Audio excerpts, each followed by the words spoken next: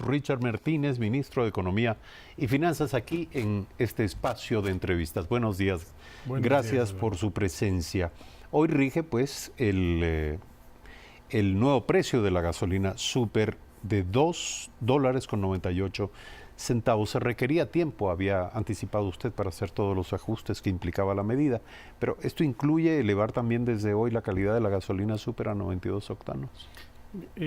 Aún tienen que terminar de despacharse todo el stock que está en manos de Petroecuador para liberar lo que tiene 90 octanos, que es ¿Al nuevo precio o al precio anterior? No, el precio ya está vigente, el precio actual desde hoy es 2,98. Sí, 2,98. Y conforme se vaya terminando ese despacho y conforme se implementen los mecanismos adecuados, se va a llegar nuevamente a esos 92 octanos. Pero si me permite, Eduardo, creo que lo importante de esto es ver la integralidad de las decisiones, porque me parece que situarnos en una sola de ellas puede conducirnos a errores o a omisiones. Y creo que es en ese punto valioso destacar que hay una ley, que es la Ley de Fomento Productivo y Estabilización de las Finanzas Públicas, que por un lado tiene un claro mensaje y unas claras garantías para llegar a estabilizar las cuentas fiscales. Por otro lado, tiene una serie de incentivos productivos para las empresas de todos los tamaños, y esa ley hoy viene acompasada con estas decisiones que, por un lado, buscan reducir el tamaño del Estado para evitar tener mayores déficits al futuro, vamos a irlo reduciendo conforme pase el tiempo, y por otro lado también con mecanismos de fomento productivo como crédito productivo y protección a los más vulnerables, que es al final del día la política del gobierno. De tal manera que con todos estos elementos, justamente allí está una decisión, que es el incrementar el precio de la gasolina súper, llevarlos prácticamente a precios internacionales, que ya nos permite ir focalizando el subsidio, porque la política del gobierno es que el subsidio tienen que recibirlo aquellas personas que realmente lo necesitan. Ahora, precisamente sobre eso, la focalización de subsidios será el tema del gran debate público. Y por aquí han pasado expertos que afirman que los subsidios pueden adquirir diversas formas. Según eso, sin ir más lejos, el bono de desarrollo humano puede considerarse un subsidio, pero también la remisión tributaria decidida en la Ley de Fomento Productivo debería ser entendido como una forma de subsidio. No sé si sea en su criterio esto complicar el concepto, pero usted ha dicho que se someterá a debate todo el sistema de subsidios del país. Y le pregunto, ¿todo significa qué? De todo, primero, en concepto, Eduardo, no podemos meter todo en una sola bolsa, no podemos empaquetar todo. Entonces por concepto, los subsidios tienen que ser temporales, tienen que ser focalizados, tienen que tener unas condicionalidades que garanticen mejorar las condiciones de las personas a las que se les está entregando el subsidio para que a futuro no lo reciban. Entonces, por un lado tenemos efectivamente los subsidios que tienen que ver con bono de desarrollo humano, con las pensiones en mejores años, el bono Joaquín Gallegos Lara. Son subsidios para proteger a los más vulnerables, a los más pobres, algunos de ellos transferencias directas, ¿no es cierto? Unos condicionados, otros con varios mecanismos de condicionamiento adicional que permiten garantizar que a las personas a las que se les entrega este subsidio tienen cierto cumplimiento de temas sociales, por ejemplo, con la educación de los hijos, con el control de salud, etcétera. Ese es un tema muy importante. Luego tenemos los subsidios. ¿Estos serán discutidos, debatidos? Mire, yo creo que allí hay un consenso general, sin duda van a ser analizados, pero al menos de nuestro lado como gobierno no hay una perspectiva de quitarlos, de eliminarlos, de focalizarlos se puede, ¿no? Y sobre todo ver cómo mejoramos la condición de esas personas ingresándolas a un círculo de movilidad productiva y movilidad social. ¿Cómo?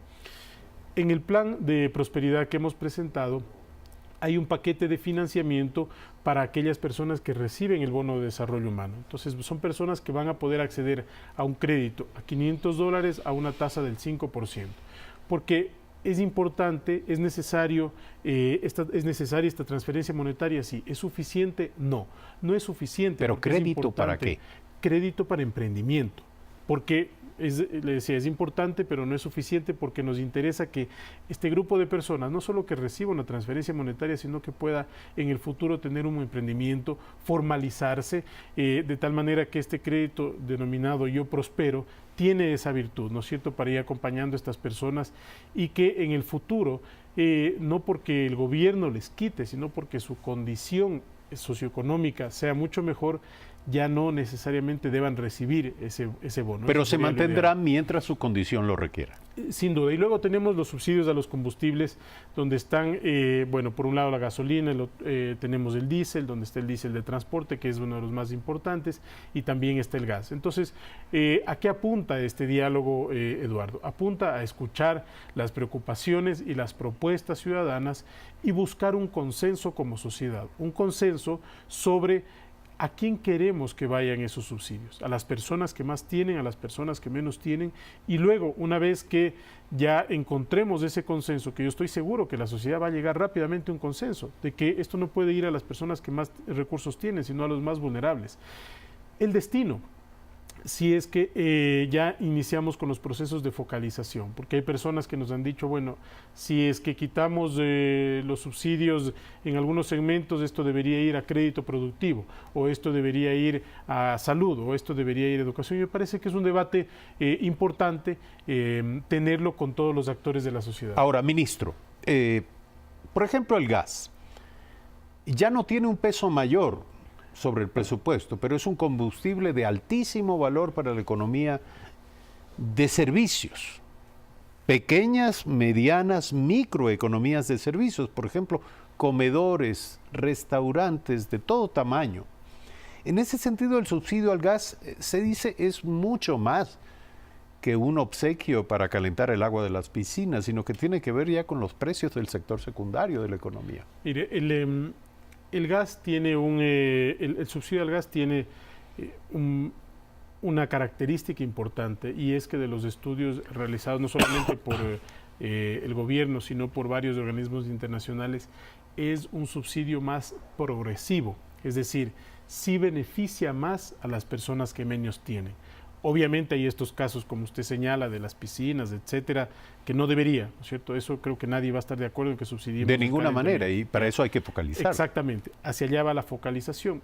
Pero luego, en el caso de los combustibles, lo que encontramos dentro de esos análisis es que el subsidio estaba llegando a las personas que más recursos tienen. En consecuencia, ese creo que es el debate. Nosotros vamos a aportar con cifras, con datos, escuchar las preocupaciones y tratar de encontrar soluciones, Eduardo.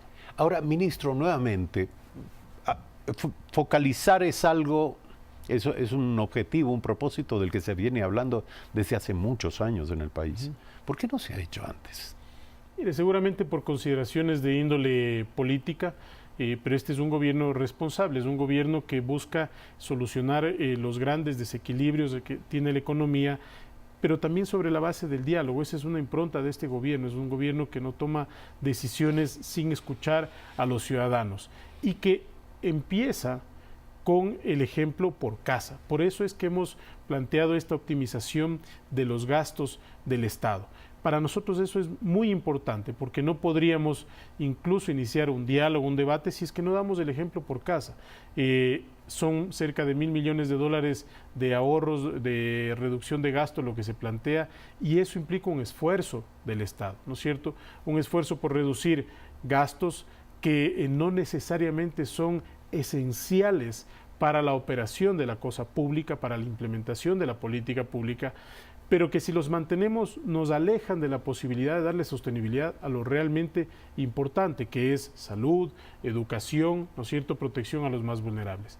Y luego también nos aleja de la posibilidad de generar mayor competitividad hacia todos los sectores productivos, economía popular y solidaria, micro, pequeñas. Entonces, nosotros vemos esto dentro de un manejo integral, que empieza por hacer el esfuerzo desde casa, optimizando ministerios, fusionando algunas instituciones, generando menor gasto corriente, generando ahorro en la compra pública, porque en los últimos 7, 8 años del análisis que se hizo conjuntamente con el Banco Mundial, se encontró que del total de cerca de compras públicas, un 73% fue realizado en primera oferta. Entonces, eso genera para la eficiencia de precios con los cuales compra el Estado un riesgo alto, ¿no? Ahora, ministro, hay actores políticos y sociales que hablan de gastos ocultos, que todavía deberían ser materia de estudio, análisis, denuncia, transparentación y finalmente recorte. Por ejemplo, le voy a poner el caso de un dirigente sindical que aquí en este programa dijo que antes de subir el precio de la gasolina, etcétera, obviamente está opuesto a ello, deberían acudir al tema de la intermediación en la venta de petróleo, que hay intermediarios que encarecen, es decir, restan recursos, ingresos al Estado por concepto de intermediación en la venta de petróleo. ¿Esto es así?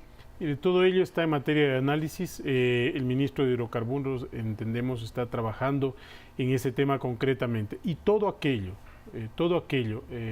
que podamos nosotros generar para optimizar es bienvenido. Si es que allí hay un proceso en el cual podemos generar ahorros para el Estado, pues tengan la plena certeza que lo vamos a implementar.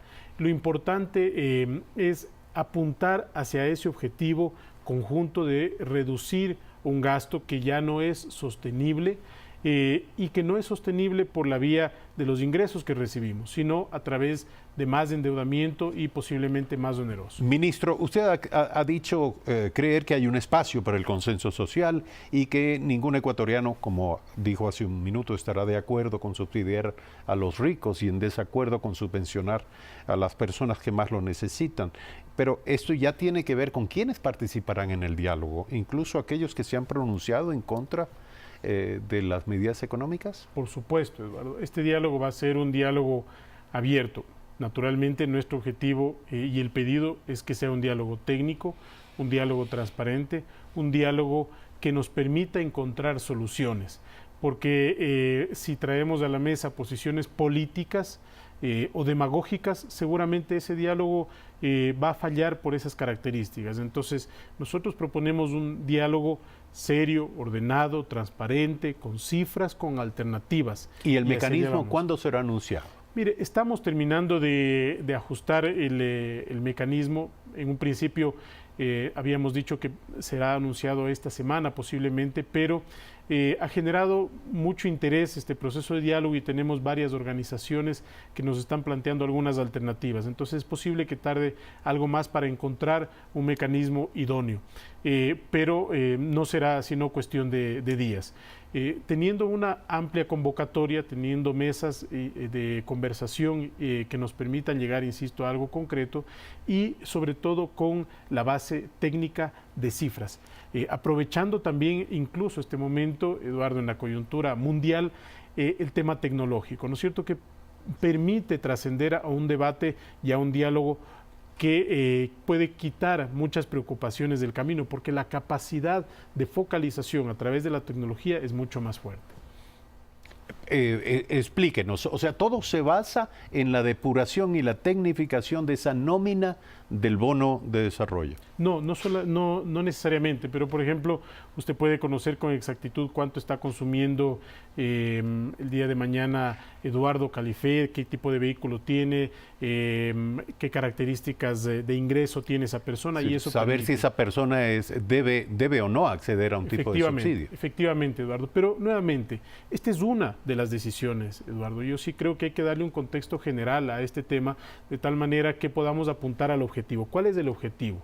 Generar mayor eficiencia del gasto público, generar sostenibilidad del gasto público y a pesar de que vamos a pasar un momento complejo porque aquello implica un proceso de optimización fuerte, garantizar que en el futuro podamos tener todas las oportunidades para generar más empleo, aliviarle la carga a los ciudadanos, aliviarle la carga a las micro, pequeñas y grandes empresas y lograr generar mayor empleabilidad desde el lado productivo. Solamente así podemos hacerlo sostenible, pero ese sector productivo necesita espacios de competitividad.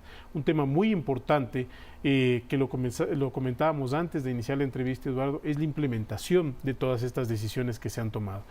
y en eso vamos a actuar con mucha disciplina, con mucha rigurosidad, porque ninguna de estas decisiones se puede quedar a medias, se puede quedar en el camino y hay mucho espacio para la optimización. Los resultados son importantes en cifras, Eduardo. Si comparamos el periodo enero-julio desde el 2017, enero-julio 2017 con el periodo enero-julio de este año, vemos ya una reducción importante del déficit. Del año pasado era de 2.300 millones aproximadamente y este año cerca de 800 millones. Entonces el déficit se ha achicado en 1.500 millones de dólares. Sin embargo, las necesidades fiscales de aquí hasta el final del año superan esos 800 millones. Por supuesto, porque vamos a seguir, en la medida en que pasen los meses, vamos a seguir acumulando déficits. Hacia el final del año, ¿cuál es nuestra expectativa? Terminar con un déficit global de cerca de 4.000 millones y un déficit primario, es decir, sin contabilizar los pagos de deuda, de cerca de 1.200 millones de dólares.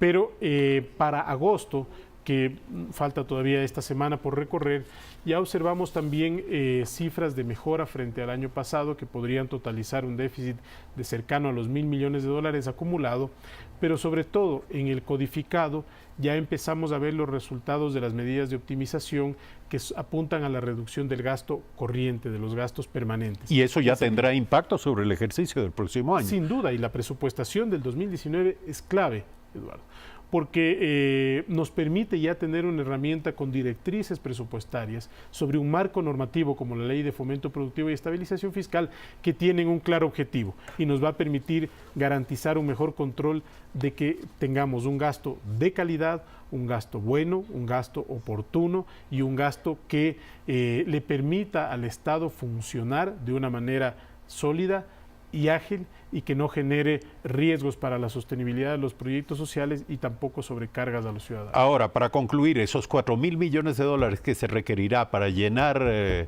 la brecha de financiamiento de este año, ¿ya están ubicados las fuentes de recursos? Sí, ya tenemos ubicadas las fuentes de financiamiento para este año, se van a ir operando en los siguientes meses. Esta semana ya se anuncia la concreción de cerca de algo más de 1.000 millones de dólares, ya sesionó el comité de endeudamiento. ¿Se emitirán bonos nuevamente? En esta operación no, en esta operación estamos contemplando con banca de inversión un componente de cerca de 500 millones, tenemos 250 millones para el metro de Quito y cerca de 240 millones más relacionados con proyectos eléctricos y con proyectos sociales que son con BIDICAF. Entonces, luego, para el futuro, el país necesita más financiamiento, Eduardo. Eso es innegable. Para salir de este momento necesitamos financiamiento. Pero ese financiamiento, las necesidades de financiamiento se van a ir reduciendo en el tiempo en la medida que corrijamos el déficit. Ministro, gracias por su presencia aquí. Richard Martínez, ministro de Economía y Finanzas, esta mañana en Primera Impresión. El gobierno de todos.